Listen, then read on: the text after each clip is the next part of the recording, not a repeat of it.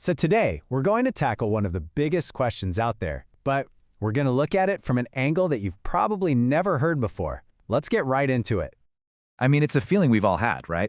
You're looking up at this huge star-filled sky, and you just get this sense of, wow.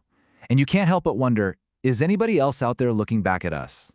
You know, when you hear the word aliens, your mind probably jumps straight to the classic stuff. Flying saucers, those little green or gray men with the big eyes. It's all over our movies and stories. But it's not just sci-fi. Not at all. This question is something scientists take really seriously. There's a real search for signals coming from deep space. Okay, so let's start with the way we usually think about this. The search out there. How are we trying to find life right now? This is where projects like SETI come in. It stands for the Search for Extraterrestrial Intelligence, and it's basically like humanity putting a giant ear up to the cosmos. These scientists use these absolutely massive radio telescopes, and they're just listening, patiently listening for any little blip or pattern that doesn't seem natural, like a message in a bottle floating through the ocean of space. And thinking this way isn't some fringe thing. I mean, look at this poll. The majority of people are actually open to the idea that we're not alone. It just kind of makes sense, right? The universe is so huge, it feels like there has to be somebody else out there. And you know, there have been these incredibly exciting moments. Back in 1977, a radio telescope picked up this really strong, really weird signal from deep space. It was so out of the ordinary that the astronomer who saw the printout just grabbed a pen and wrote, "Wow," right on it. And the craziest part? We've never heard it again. It's just this perfect little cosmic mystery. So we've spent all this time and energy looking out there, but this is where things get really interesting. What if we've been looking in the wrong place? What if the greatest discoveries aren't out there at all, but in here? Okay, let's take a big step back in time. I'm talking way back, like 2,500 years ago, long before we had any radio telescopes. We're going to explore a view of the universe that wasn't seen through a piece of glass, but through the human mind itself. So, in these ancient Buddhist teachings, the idea that we're alone in the universe, it's just not a thing. In fact, it's the complete opposite. The teaching is that the universe is absolutely filled, teeming with countless worlds, many of them home to humans, just like us. But here's the really mind-bending part. It's how this was known. This wasn't just a cool story or a guess or a belief system. The teaching says that the Buddha actually saw these other worlds. He perceived them directly, using his own mind, a mind that had become so incredibly purified and calm that it could see beyond our five senses. It's like he had an inner telescope. So what exactly did this inner telescope see? Well, it revealed a whole cosmos, a universe full of neighbors we haven't met yet. All right, so according to this cosmic map, every universe system has 4 worlds where humans live. Our world, Earth, is called the Southern World. There's also an Eastern and a Western world, but the one that's really fascinating to compare ours to is the Northern World. Life there is, well, it's on a whole other level.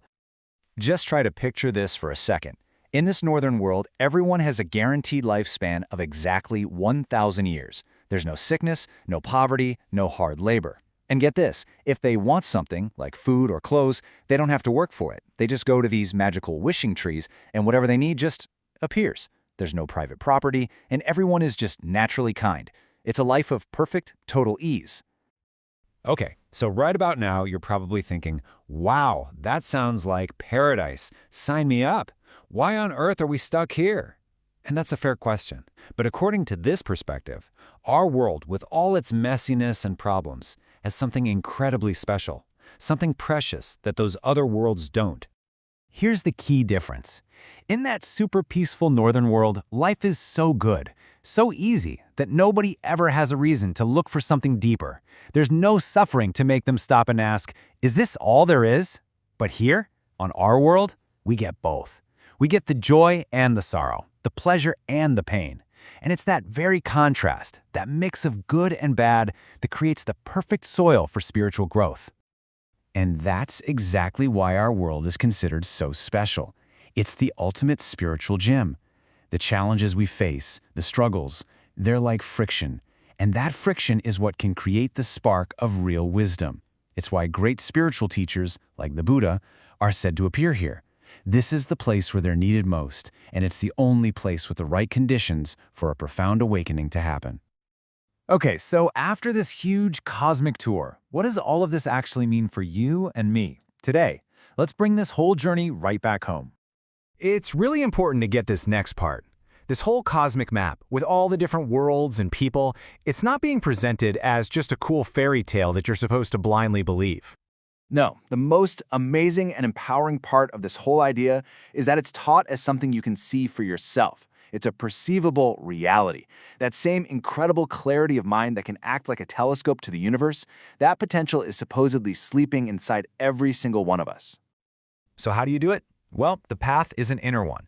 The idea is that through practices like meditation, you start by just stilling the mind, quieting all that inner chatter. And from that stillness, a new kind of clarity can emerge. And with that clarity, you can start to see things for yourself. It's like you're building your very own inner telescope, piece by piece. So while we keep pointing our giant telescopes out at the stars, which is an amazing thing to do, this ancient perspective reminds us that maybe the most incredible journey we can take isn't outward, but inward. That maybe the real final frontier isn't space, it's our own consciousness. And that leaves just one question: what will you discover?